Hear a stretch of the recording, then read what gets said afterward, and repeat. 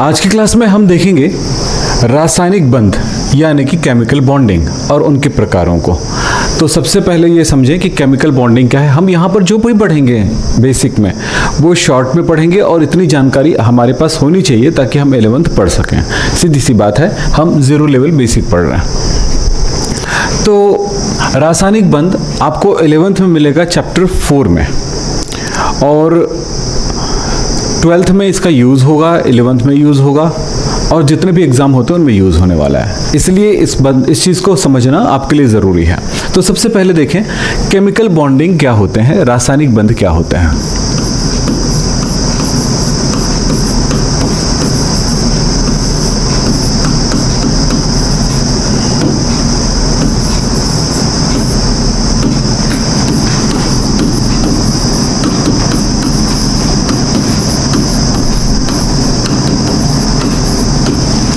सबसे पहले ये समझ लें कि आपने देखा होगा कि इस तरह से कोई कंपाउंड होते हैं।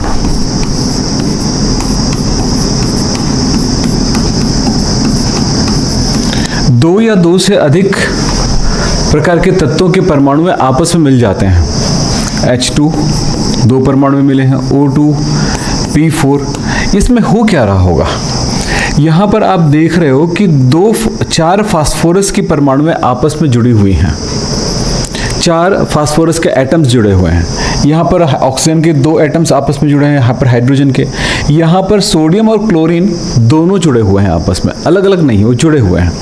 तो ये जो चीज़ है, जुड़ा हुआ होना क्यों ज़रूरी है।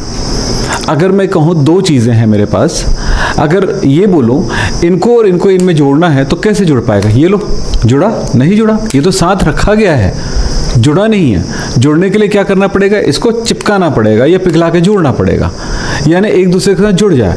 तो ये कैसे पॉसिबल हो पाता है, जब इनके बीच में कोई आकर्षण हो, कोई एक दूसरे को मिलाने वाली चीज़ें हों। तो उन्हें मिलाने वाली चीज़ों को कहा जाता है केमिकल बॉन्डिंग। तो यहाँ पर परमाणुएं जब अणु का निर्माण करती हैं या किसी दूसरे तत्व के साथ मिलती हैं, दूसरे तत्व के परमाणु या एटम से मिलती हैं, तब उनके बीच एक आकर्षण बल स्थापित होता है। इन्हीं को हम केमिकल बॉन्डिंग कहते हैं। तो किसे कहेंगे, जब यहाँ पे कहेंगे, ऐसे बोल सकते हैं रासायनिक बंध का क्या मतलब हुआ, इसको कह सकते हैं परमाणुओं के मध्य आकर्षण बल को हम किसी अणु में या किसी यौगिक के अणु में ऐसे भी लिख सकते हैं, उनके परमाणुओं के मध्य लगने वाला आकर्षण बल रासायनिक बंध कहलाता है। किसी अणु के परमाणुओं के मध्य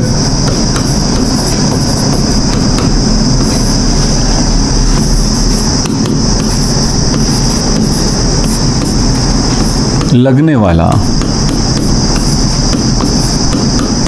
आकर्षण बल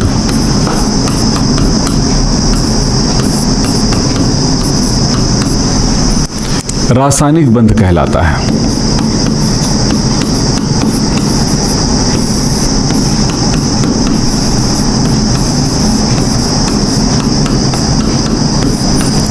तो रासायनिक बंध क्या है, एक प्रकार से परमाणुओं के मध्य या एटम्स के मध्य लगने वाला आकर्षण बल है।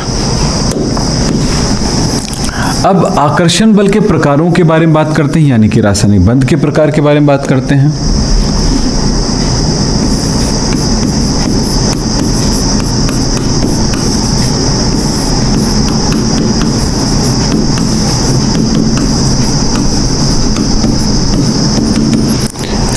केमिस्ट्री में यही एक टॉपिक है जिसको जानना बहुत ही ज़रूरी होता है। तो इसमें हम देखेंगे ये 3 प्रकार के बंध होंगे। आयनिक बंध,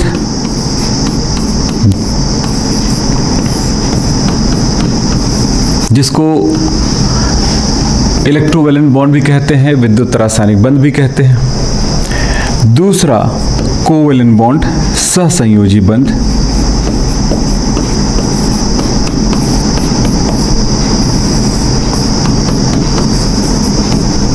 और तीसरा होता है उपसहसंयोजी बंध।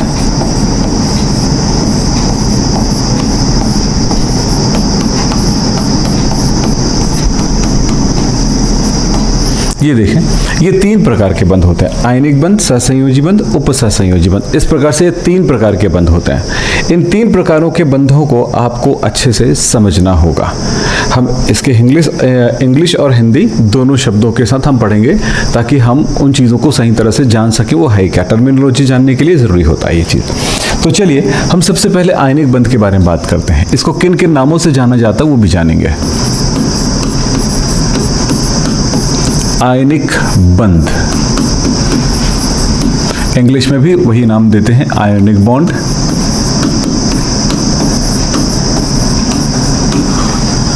विद्युत रासायनिक बंध,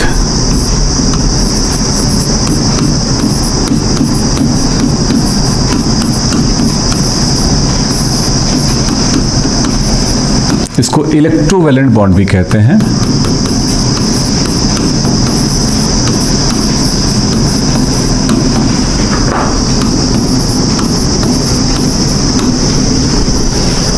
यहाँ एक लाइन जानना बहुत ज़रूरी है, वो है ये बंध बनता कैसे है। किन्हीं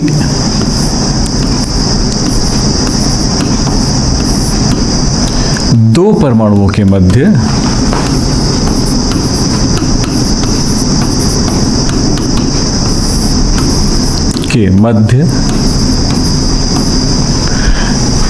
इलेक्ट्रॉनों के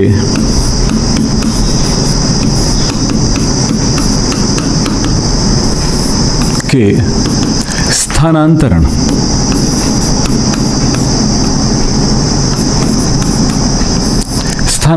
इस शब्द को थोड़ा सा और साफ सुथरा लिख दूं।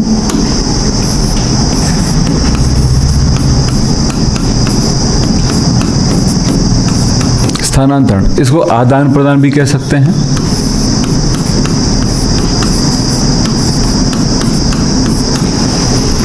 से बना बंध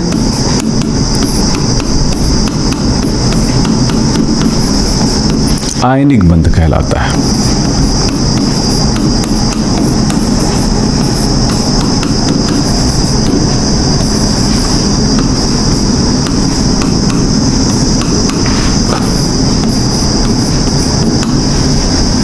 यहां पर एक शब्द आया है स्थानांतरण या आदान प्रदान।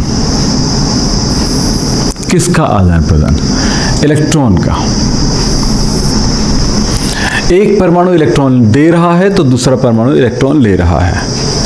ये कब होगा? जब एक परमाणु धातु होगा और दूसरा परमाणु अधातु होगा। धातु यानी कि मेटल, अधातु यानी नॉन मेटल। धातु इलेक्ट्रॉन दाता है, ये दान करता है। दान करता है मतलब ये ग्रहण करेगा, तो अधातु जो है इलेक्ट्रॉन ग्रहण करता है।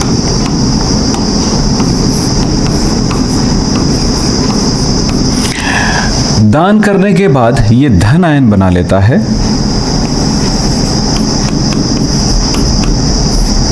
धन आयन बनाता है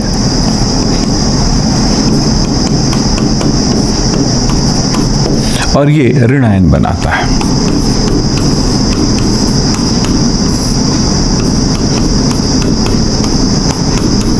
यहां पर जब हम कह रहे हैं कि धन आयन बनाता है, मतलब ये जो धन आयन है, और धन आयन मतलब कैट आयन यानी पॉजिटिव आयन। आयन मतलब आयन किसको कहते हैं? सिंपल सा समझें, ये एक एटम है यानी परमाणु है। जबकि इसी तरह से Cl भी एक परमाणु है, इसी तरह से ऑक्सीजन भी परमाणु है। लेकिन आयन क्या होगा? आयन होगा Na+, Cl-, O2-, SO4 ion क्या होते हैं? जिस पर चार्ज होता है, आवेश होता है, माइनस या प्लस चार्ज होता है, उसे हम कहेंगे आयन। ये सब आयन्स हैं। ये तब होता है जब उसके पास इलेक्ट्रॉन या तो कमी हो जाती है या इलेक्ट्रॉन बढ़ जाती है। ये इलेक्ट्रॉन देगा, पॉजिटिव आयन बना लेगा। ये इलेक्ट्रॉन ग्रहण करेगा, नेगेटिव आयन बनाएगा। क्यों? क्योंकि इलेक्ट्रॉन पर माइनस चार्ज होता है और प्रोटॉन पर प्लस चार्ज होता है। किसी भी एटम में प्रोटॉन और इलेक्ट्रॉन दोनों बराबर होते हैं। किसी भी परमाणु में इलेक्ट्रॉन और प्रोटॉन की संख्या बराबर होती है, इसलिए परमाणु हमेशा उदासीन होता है। सोडियम पर कोई चार्ज नहीं, क्लोरीन पर कोई चार्ज नहीं, ऑक्सीजन पर कोई चार्ज नहीं, ऐसा ही होता है। लेकिन जब वो दे दे इलेक्ट्रॉन तो पॉजिटिव हो जाएगा, लेकिन अगर ले ले तो निगेटिव हो जाएगा। तो ये पता चलता है जब इलेक्ट्रॉन ये दान कर दे तो ये पॉजिटिव आयन बना लेगा, ये इलेक्ट्रॉन ग्रहण कर ले तो निगेटिव आयन बना लेगा। अब पॉजिटिव और निगेटिव आयन दोनों मिलकर के क्या बनाएगा? धनायन और ऋण आयन। नेगेटिव आयन ना, ऋण आयन, ये दोनों मिलकर के आयनिक कंपाउंड बनाता है।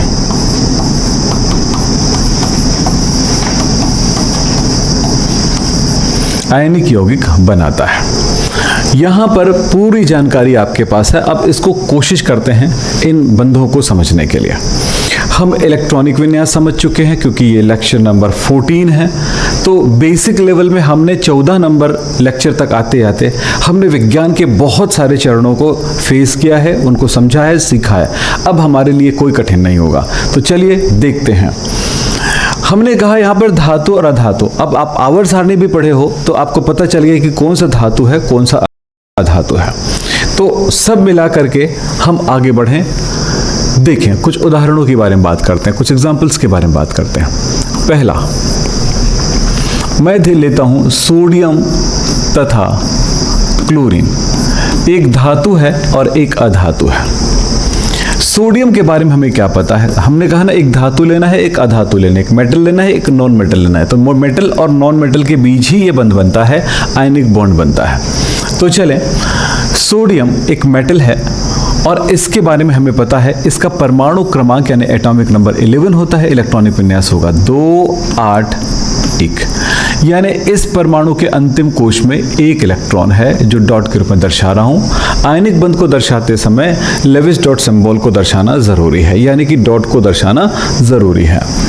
फिर बात आता है मेरे पास दूसरा है क्लोरीन। क्लोरीन का एटॉमिक नंबर है 17, इलेक्ट्रॉनिक विन्यास है 2 8 7, अंतिम कोश में 7 इलेक्ट्रॉन है, यानी मैं लगाऊंगा 7 इलेक्ट्रॉन। 1 2 3 4 5 6 7। मैं कैसे इसको डॉट लगा रहा हूं उसको ध्यान से देखिए। इसके अंतिम कोश में 1 इलेक्ट्रॉन है और अष्टक पूर्ण करने के लिए परमाणुओं में एक कोशिश होती है कि अपना ऑक्टेट कंप्लीट करें, यानी 8 हो जाए अंतिम कोश में। तो इसके लिए काम करता है कि अंतिम कोश के इलेक्ट्रॉन को या तो अष्टक करना है, यानी अंतिम कोश उसका 8 बनना चाहिए।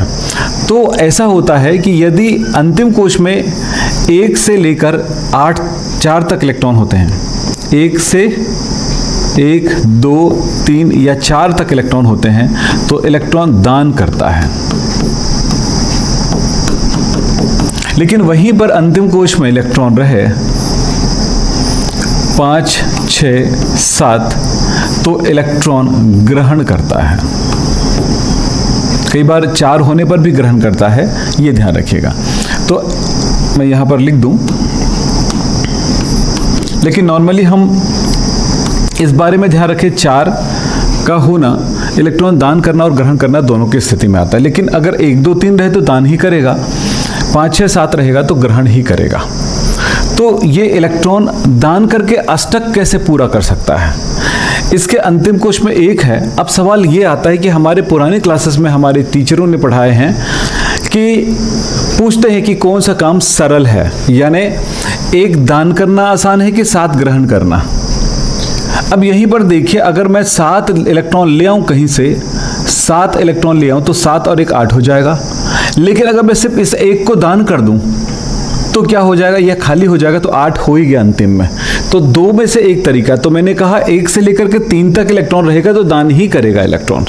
तो यहां पर पूरा चांस है कि क्या करने वाला है? दान करेगा। ये याद रखना है, नोट।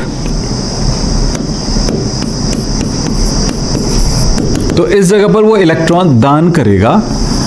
तो ये क्या हुआ? एक दाता परमाणु हुआ, दाता हुआ। कितने इलेक्ट्रॉन दान करेगा? 1 दान कर दिया, 1 ही दान कर सकता है। जब ये 1 दान कर देगा तो इस तरफ एक नया चीज बन गया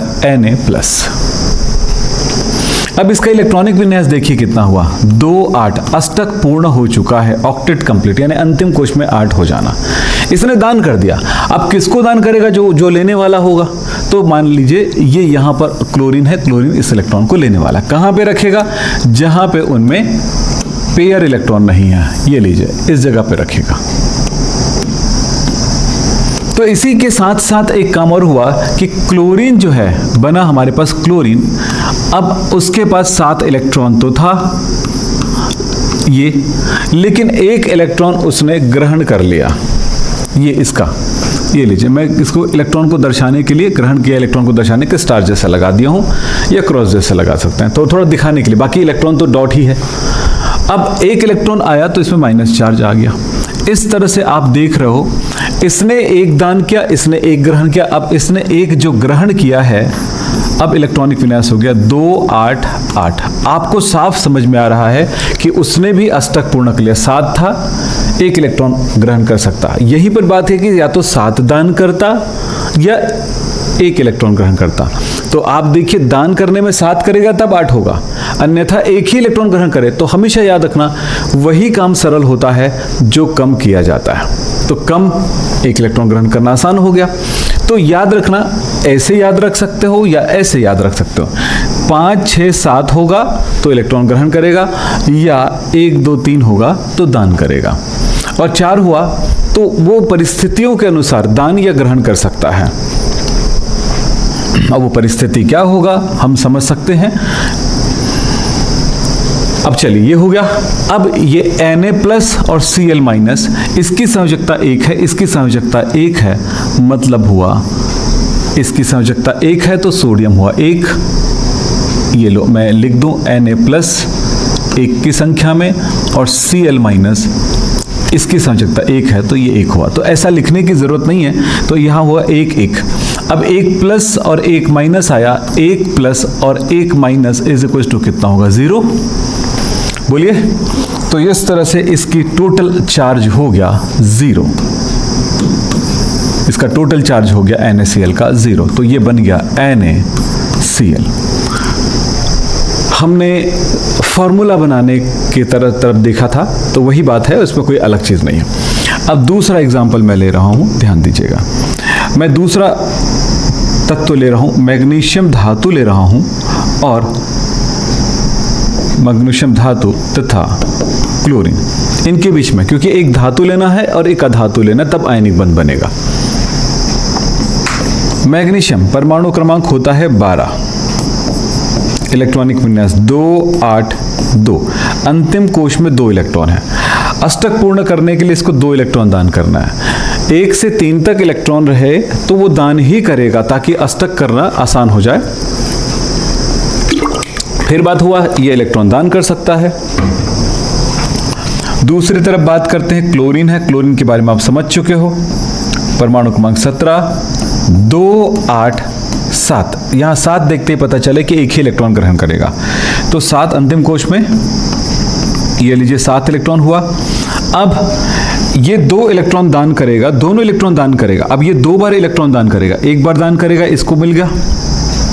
चलिए समझते हैं। तो ये दोनों ही दान करेगा, तो दोनों दान करने पर क्या हुआ? Mg2+ बना, इलेक्ट्रॉनिक विन्यास हुआ 2 8। किसका? Mg2+ का। Mg का तो है 2 8 2, लेकिन Mg2+ का है 2+।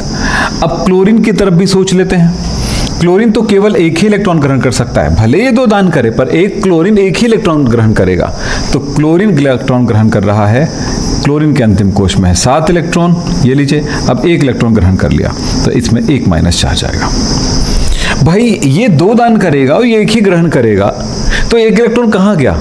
भाई क्लोरीन से रिएक्शन करा रहे हो तो एक और क्लोरीन की जरूरत पड़ने वाली है। अब इस जगह पर भी समझ सकते हैं या दूसरे तरह समझ सकते हैं, इसकी संयोजकता, ये 2 दान कर सकता है, यानी इसकी संयोजकता है, वैलेंसी है 2, मतलब मुझे ये 2 लगेगा। इसकी वैलेंसी है 1, यानी 1 संयोजकता है, 1 इलेक्ट्रॉन ग्रहण कर रहा है, मतलब मुझे 1 लगेगा, ये 1 लगेगा। तो इसकी वैलेंसी है 2, यानी कि मुझे 2 क्लोरीन लगेगा, तब पता चल गया। और इसका 1 है तो ये 1 लगेगा। तो 1 Mg 2 क्लोरीन को एक एक इलेक्ट्रॉन दान कर रहा है। क्लियर हो गया? इस तरह से मेरे पास कितना हुआ? 2 क्लोरीन। एक मैग्नीशियम 2 इलेक्ट्रॉन दान करता है और एक क्लोरीन एक इलेक्ट्रॉन ग्रहण करता है, और यहां पर 2 क्लोरीन है तो एक इलेक्ट्रॉन दोनों ग्रहण कर लिया। तो बराबर होता है लेन देन। ऐसा नहीं कि 2 दान कर दिया, 1 दान कर दिया, बन गया MgCl बना दिया। ऐसा नहीं होगा। जितना दान करोगे उतना ही ग्रहण करवाओगे। हाँ, ये अलग बात है कि इसकी संख्या कम ज्यादा हो सकती है एक दूसरे की। तो इस तरह से हमने देखा कि Mg पर 2+ चार्ज है और Cl माइनस है 1, और इसके अंतिम कोश में अब इलेक्ट्रॉन हो चुका है Cl माइनस, और यहां पर ये ट्वाइस हो गया, यानी कि ये बन गया है MgCl2। ये होता है आयनिक बंध। इसी प्रकार से आप दूसरे कंपाउंड्स के लिए भी बना सकते हैं। कोशिश करिएगा, मैं वर्क देता हूं। तो जो मैंने समझाया इतने पे प्रैक्टिस करिए, बहुत कुछ समझ में आएगा। 1 बार 2 बार 3 बार करिए। चलिए कुछ एग्जाम्पल, कुछ वर्क दे रहा हूं, आप इसको करिएगा, होमवर्क। तीसरा है एल्यूमिनियम तथा क्लोरीन के बीच करिए। चौथा है मैग्नीशियम तथा ऑक्सीजन के बीच करिए। 5वां है कैल्शियम तथा नाइट्रोजन के बीच करिए। मैंने कुछ दे दिया है, आप करके देखिएगा। चलो, ये 3 एग्जाम्पल। अब हम पढ़ते हैं, यहां पर हमने जो पढ़ा था इलेक्ट्रॉन का, कौन सा पढ़े थे? यहां पर इलेक्ट्रॉन का आदान प्रदान या स्थानांतरण। आपने देखा इस जगह पर एग्जाम्पल में कि मैग्नीशियम या सोडियम इलेक्ट्रॉन स्थानांतरित कर रही क्लोरीन को। इसको आदान प्रदान भी कह सकते हैं। प्रदान मतलब दान करना, आदान मतलब ग्रहण करना। तो आदान प्रदान, तो किन्हीं 2 परमाणुओं के मध्य इलेक्ट्रॉन के आदान प्रदान या स्थानांतरण से बने बंध को हम आयनिक बंध कहते हैं। इसे आप नोट करिएगा। यही है तुम्हारे दिमाग में बिठाने वाली बात। और किसके किसके बीच होगा ये भी मैंने बताया, धातु अधातु के बीच होगा। और क्या बताया मैंने, इससे धनायन और ऋणायन बनते हैं और यही दोनों मिलकर के आयनिक कंपाउंड का निर्माण करता है। तो ये जो बना हुआ यौगिक है, कैसा यौगिक है? विद्युत संयोजी बंध से बना है, आयनिक बंध से बना है, इसलिए इस यौगिक को कहेंगे आयोनिक कंपाउंड। तो यौगिकों का प्रकार उसमें उनके परमाणुओं के मध्य लगने वाले बंध के आधार पर होता है। चलो अब चलते हैं आगे, कोवेलेंट बॉन्ड।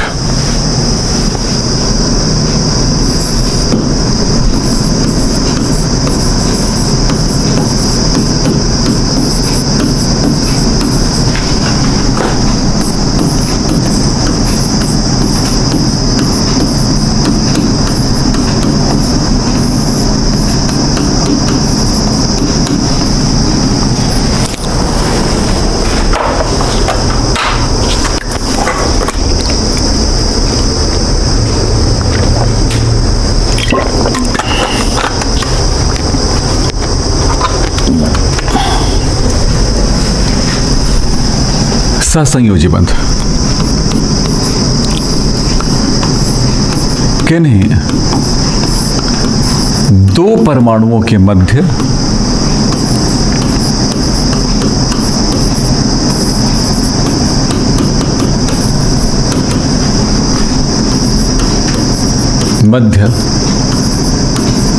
इलेक्ट्रॉनों के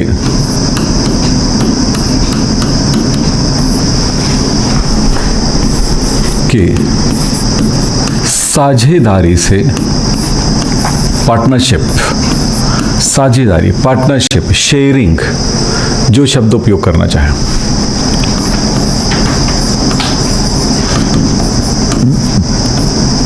से बना बंध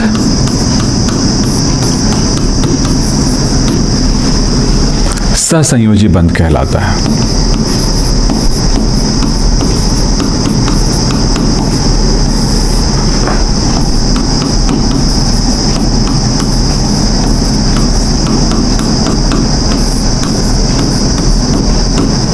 यहां पर देखिए सहसंयोजी बंध क्या है। किन्हीं भी दो परमाणुओं के मध्य शेयरिंग होता है इलेक्ट्रॉन का, ना कि एक दान कर रहा है ना एक ग्रहण कर रहा है, दोनों शेयर कर रहे हैं, पार्टनरशिप कर रहे हैं। पार्टनरशिप तभी किया जा सकता है जब दोनों को आवश्यकता हो। इसका मतलब यह है कि आपने एक चीज तो पढ़ा, यहां पर देखिए कि ये इसके पास दान करने की क्षमता है, यानी ये दाता है, जबकि ये ग्राही है। ग्राही मतलब एक्सेप्टर, एक्सेप्ट करेगा। तो एक्सेप्टर वही होता है जिसके पास कमी होती है, इसके पास कमी है अष्टक पूर्ण करने के लिए, इसको अष्टक पूर्ण करने के लिए दान करना पड़ रहा है। तो जिसमें इलेक्ट्रॉन की कमी होती है वो कौन है? अधातु, नॉन मेटल। तो यहां पर जो दोनों एलिमेंट होंगे, दोनों तत्व, दोनों एलिमेंट होंगे या दोनों तत्व होंगे या दोनों परमाणु होंगे, वो ग्राही परमाणु होंगे। यानी यहां पर होगा अधातु, नॉन मेटल और नॉन मेटल के मध्य बनता है। दोनों को इलेक्ट्रॉन की आवश्यकता है, यानी ये भी ग्राही है, ये भी ग्राही है, दोनों को इलेक्ट्रॉन की आवश्यकता है। तो ये क्या करता है? अनपेयर इलेक्ट्रॉन का शेयरिंग करता है, यानी कि साझा।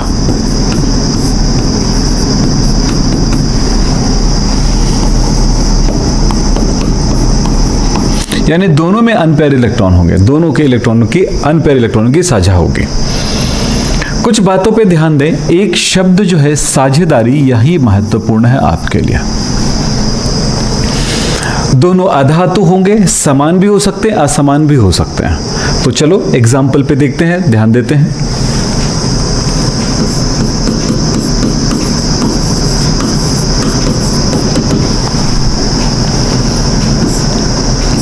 पहला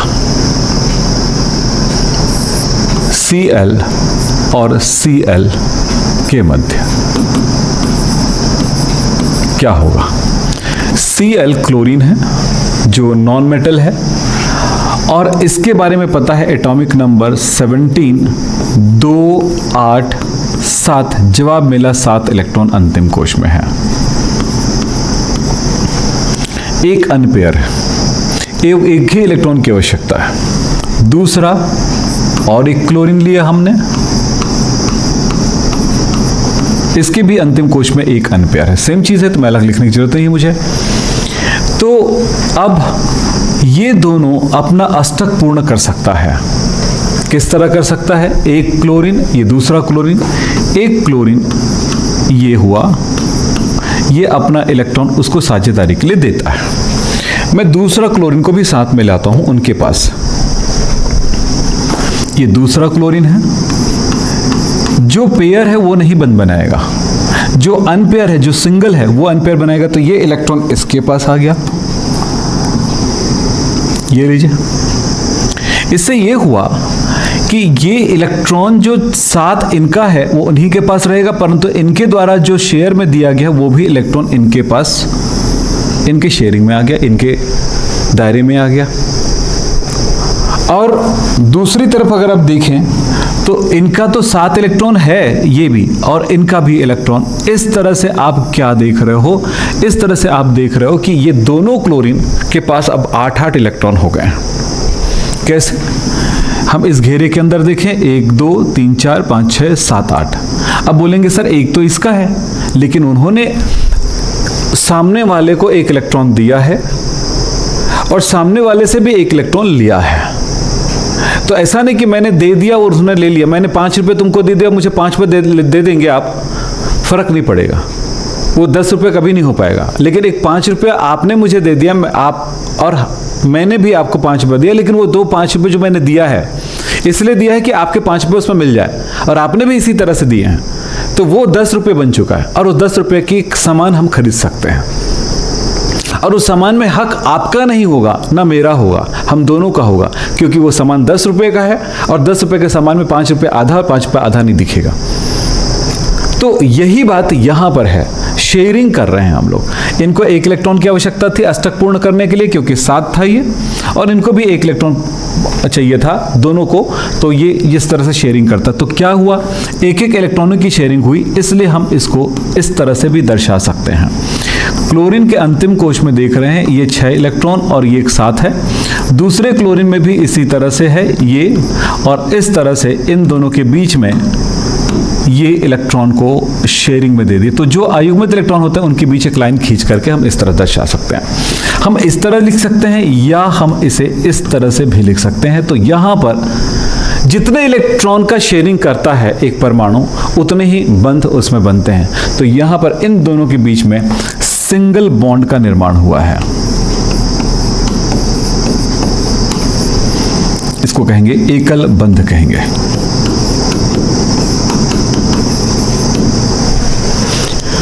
अब चलें दूसरा एग्जाम्पल।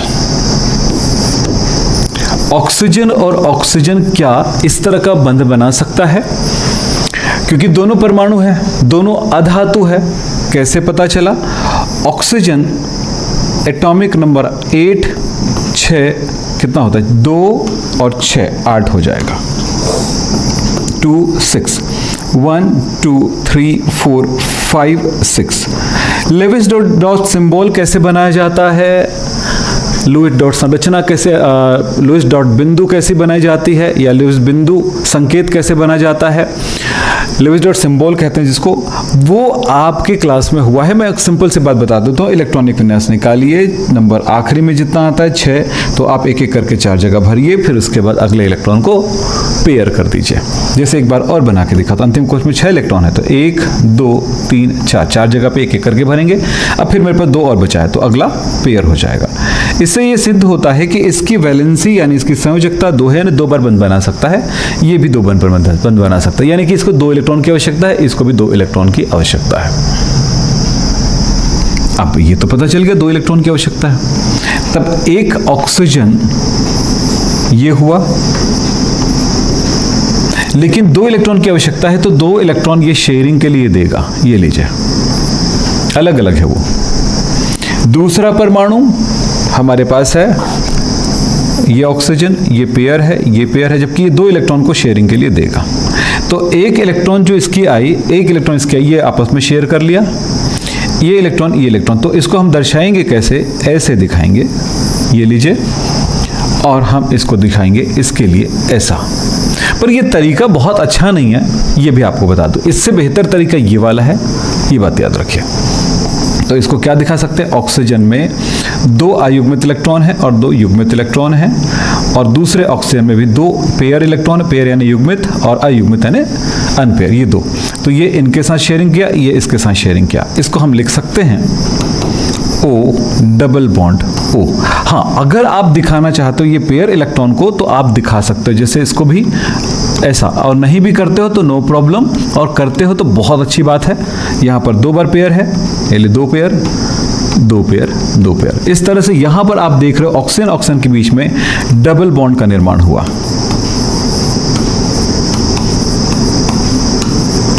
द्विबंध का निर्माण हुआ। तो सहसंयोजी बंध कितने प्रकार के होंगे? सिंगल बंध, डबल बंध और ट्रिपल बॉन्ड, ये भी हो सकते हैं। अब चले और देख लेते हैं, थोड़ा ज्यादा एग्जांपल देखना है हमको यहां पे।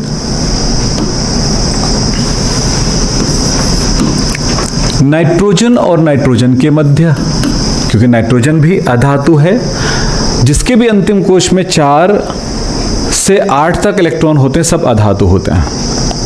कुछ और भी है, कहीं कहीं पर अपवाद हो सकता है, लेकिन बहुत ज्यादा नहीं।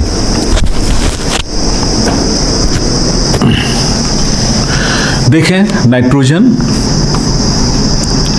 नाइट्रोजन नाइट्रोजन का परमाणु क्रमांक होता है 7, इलेक्ट्रॉनिक विन्यास होगा 2 5, अंतिम कोश में 5 इलेक्ट्रॉन। Levi's dot symbol 1 2 3 4 5। इसमें भी वही होगा 1 2 3 4 5। हमें यह पता चल रहा है कि अनपेयर इलेक्ट्रॉन इसमें 3 है, यानी ये तीनों इलेक्ट्रॉन साझेदारी करेगा। पेयर और अनपेयर का क्या मतलब है? पेयर मतलब शादीशुदा समझ लीजिए, उसकी शादी हो गई है, अब शादी थोड़ी करेगा, सीधी सी मतलब है। दूसरा जो अनपेयर है, वो पेयर बनाएगा, जोड़ी बनाएगा, शादी करेगा। चाहे शादी करके जोड़ी बनाए, अभी ना शादी करके जोड़ी बना के जोड़ी बनाएगा ना, तो यही याद रखिएगा, ये अनपेयर जोड़ी बना सकता है, ये तो जोड़ी बना ही हुआ है। वही कहानी, जो अनपेयर है वही बंद बनाता है, वही शेयरिंग करता है। तो अब मैं यहाँ पर दोनों को एक दूसरे के नज़दीक लाता हूँ। तो जो जोड़ी नहीं बना सकता इसको मैं बाहर रख दिया हूँ, ठीक, और जो अनपेयर है इसको उसके सामने, दूसरे परमाणु के सामने, ये पेयर। तो आपको पता है ये इनके साथ शेयर कर लिया, ये इनके साथ शेयर कर लिया, ये इनके साथ शेयर कर लिया। तो सबसे अच्छा तरीका दिखाने का ये वाला सिस्टम। कुछ लोग और भी तरीके से दर्शाते हैं, जैसे मैं इसी चीज को दिखाना चाहूं तो ऐसे दिखाऊंगा, Cl, ये लीजिए,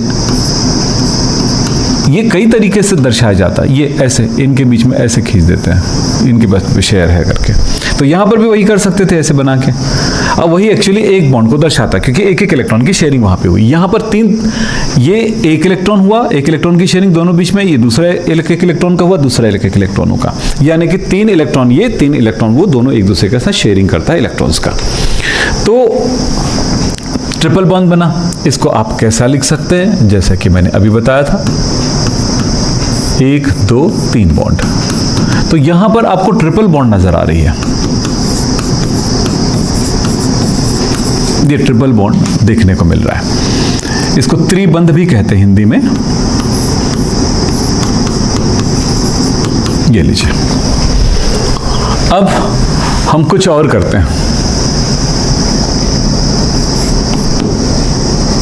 हाइड्रोजन और क्लोरीन के बीच बात करते हैं। हाइड्रोजन का परमाणु क्रमांक 1 होता है तो इलेक्ट्रॉनिक विन्यास भी 1 ही होगा।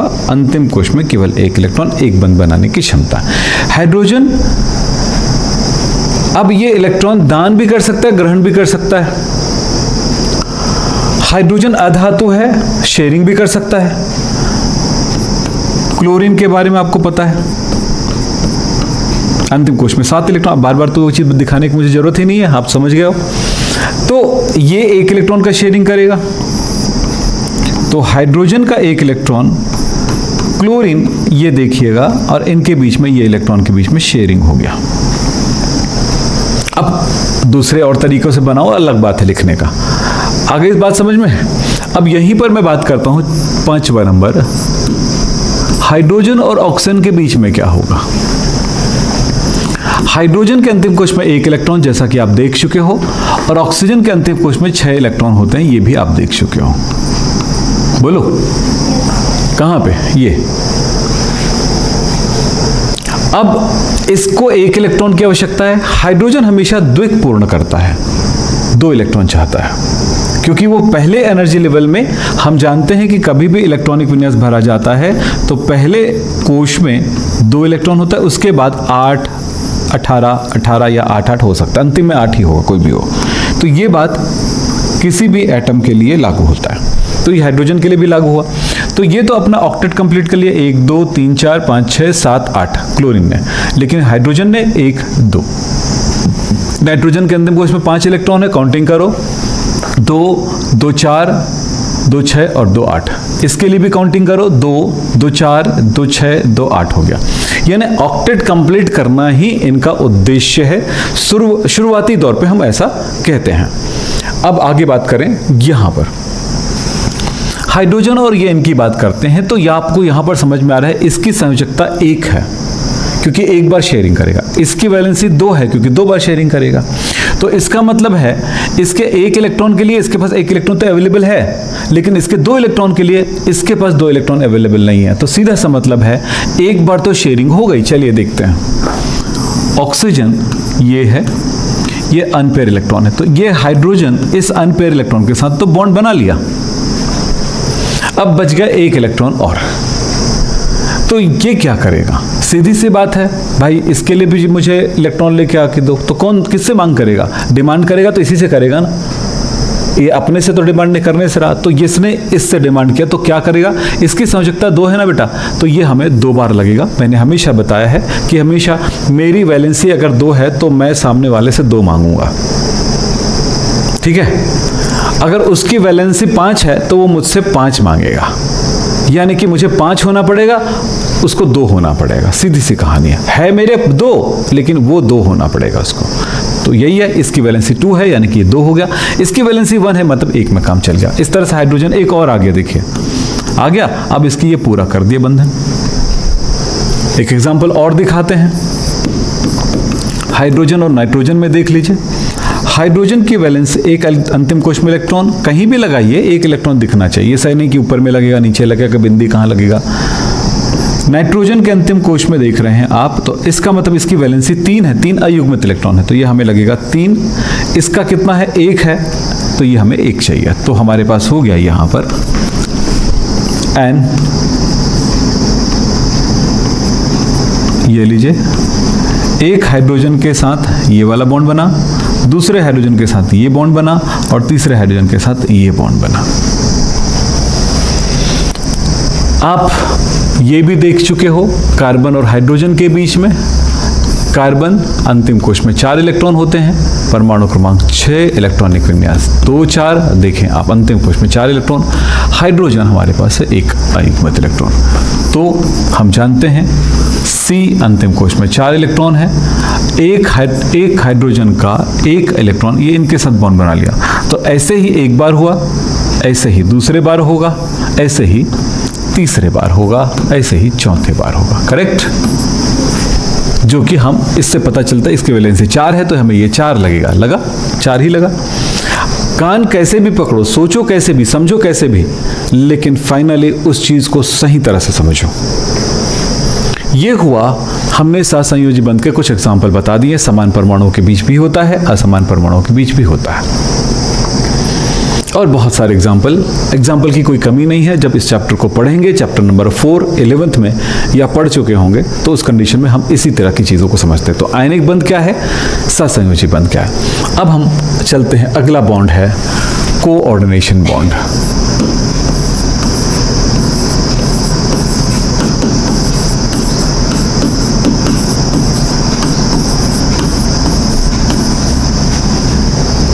इसको कहेंगे उप सह संयोजी बंध।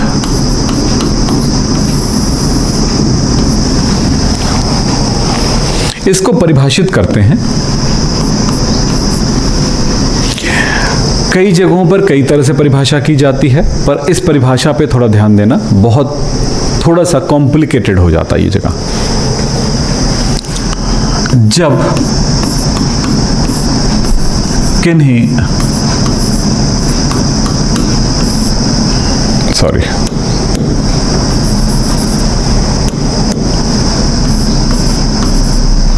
ऐसे गलत हो गया क्या? हाँ,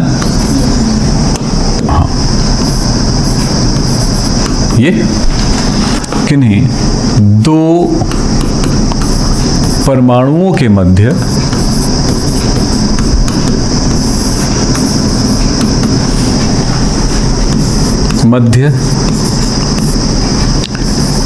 इलेक्ट्रॉन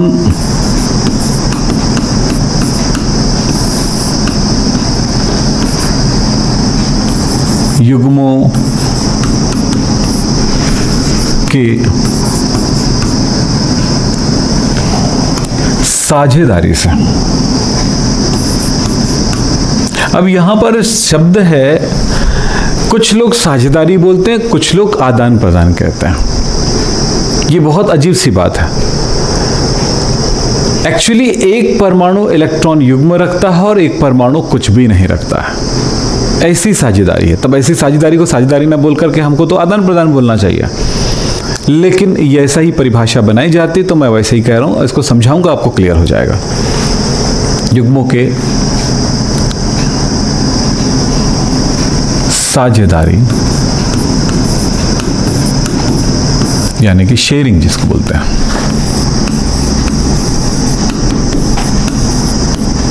से बना बंध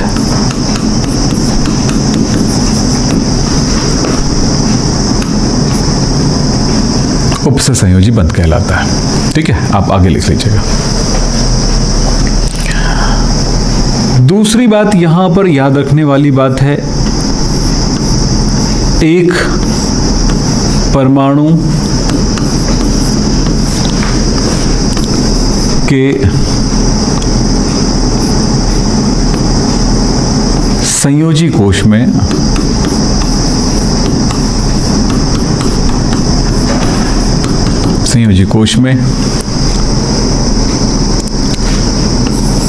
सिक्स इलेक्ट्रॉन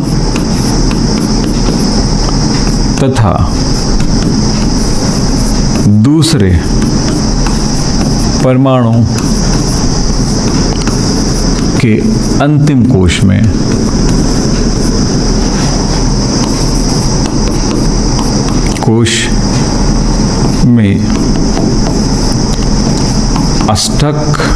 अष्टक मतलब 8 इलेक्ट्रॉन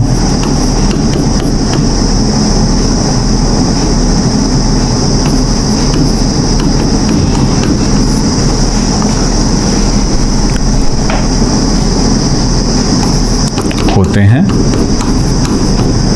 तथा इसमें इलेक्ट्रॉन युग्म, जिसको एकाकी इलेक्ट्रॉन युग्म कहते हैं,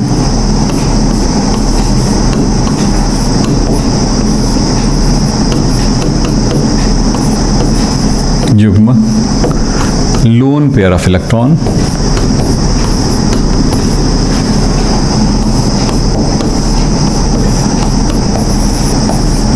होना चाहिए। मेनली परिभाषा यही होता है, नीचे आपको इंस्ट्रक्शंस दी जाती हैं।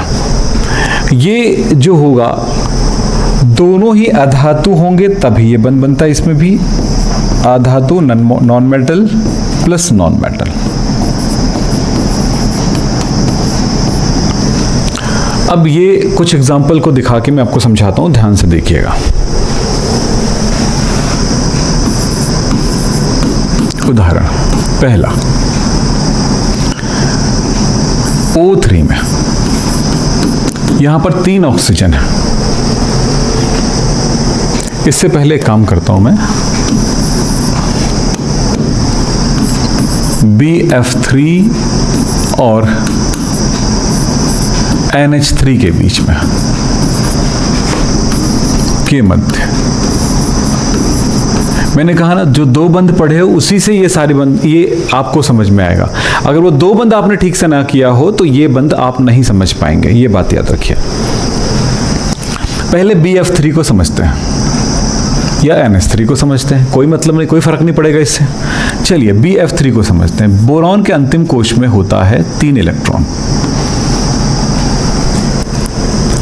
फ्लोरीन के अंतिम कोश में होता है 7 इलेक्ट्रॉन। चूंकि बोरॉन अधातु है, नॉन मेटल है, हाँ 3 इलेक्ट्रॉन तक वो मेटल होता है ये पता है, लेकिन वहां पर आप पीरियोडिक टेबल समझाते समय समझाया था कि ये नॉन मेटल या मेटलाइड होते हैं। तो मेटलाइड का थोड़ा गुण होता है लेकिन मेनली ये नॉन मेटल होता है।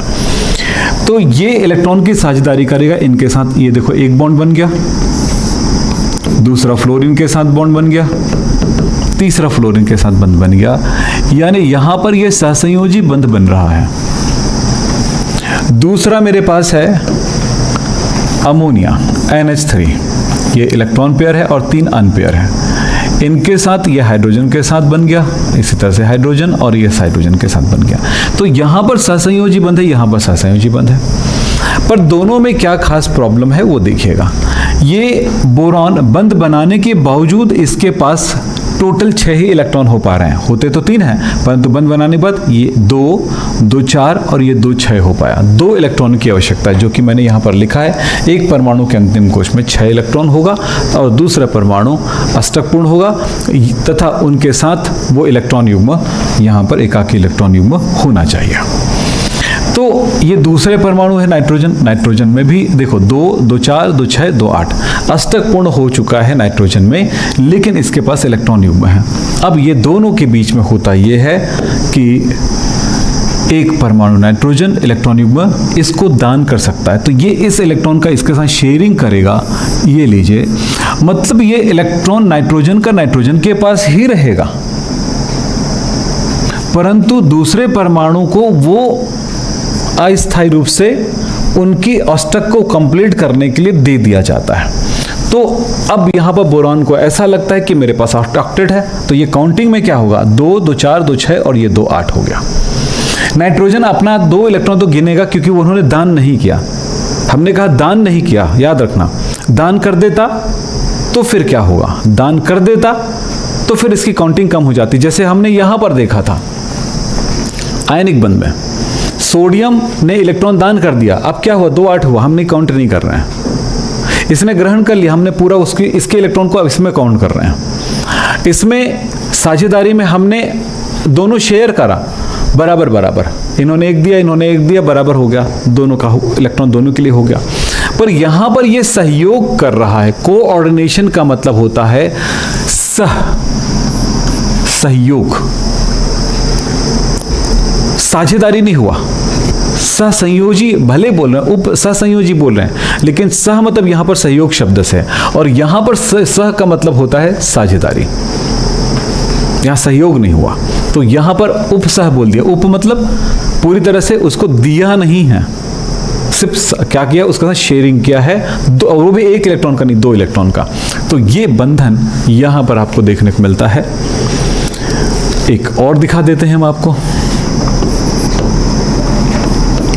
NH4 प्लस में, इसमें दिखा रहे हैं, ये प्लस पहले से है, अब ये कैसे हुआ, नाइट्रोजन 1 2 3 4 हो गया, और ये 1 इलेक्ट्रॉन युग्म है, तब ये हाइड्रोजन और ये हाइड्रोजन बंद बन गया।